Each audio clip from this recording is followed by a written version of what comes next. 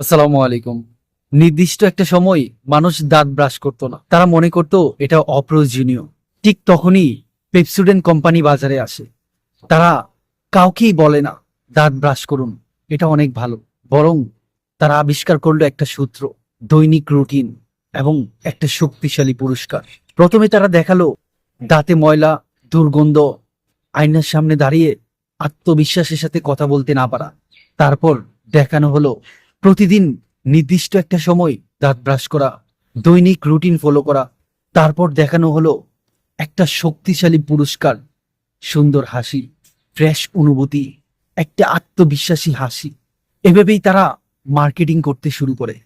ধীরে ধীরে পেপসোডেন্টের সেল এত বেশি বৃদ্ধি পায় যা তখনকার সময়ে আমেরিকার বাইরেও সারা বিশ্বব্যাপী এর প্রসার লাভ করে। দ্য পাওয়ার অফ হ্যাবিট বইয়ের চার্লস ডুহিগ এটি দেখিয়েছেন, অভ্যাস শুধু আমাদের জীবনকে কন্ট্রোল করে না, এটা বিশ্বের বড় বড় ব্যবসা প্রতিষ্ঠানের মার্কেটিং, সেলস এবং সাকসেসকেও কন্ট্রোল করে।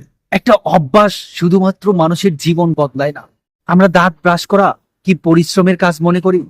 না, কারণ এটা আমাদের অভ্যাস হয়ে গেছে। ঠিক আপনি যদি ভালো কাজকে আপনার অভ্যাসে পরিণত করতে পারেন, তখন সেটাকে আর কাজই মনে হবে না। সূত্র, রুটিন এবং শেষে একটা পুরস্কার। বিশ্বের বড় বড় সেলস, মার্কেটিং এই সূত্র মেনেই চলে। আপনার জীবনেও এই সূত্রটাকে অ্যাপ্লাই করুন। প্রতিদিন রুটিন, ঠিকমতো এক্সারসাইজ করা, শেষে একটা শক্তিশালী পুরস্কার, হেলদি সুস্থ জীবনযাপন করা। প্রতিদিন নির্দিষ্ট একটা সময়ে পড়াশোনা করা, ডেলি রুটিন মেনটেন করা, শেষে শক্তিশালী একটা জ্ঞান অর্জন করা, যে জ্ঞানের মাধ্যমে নিজের জীবন, পরিবার এবং দেশের আর্থিক সচ্ছলতা বৃদ্ধি করা থেকে সবকিছুকে নিয়ন্ত্রণ করতে পারবেন।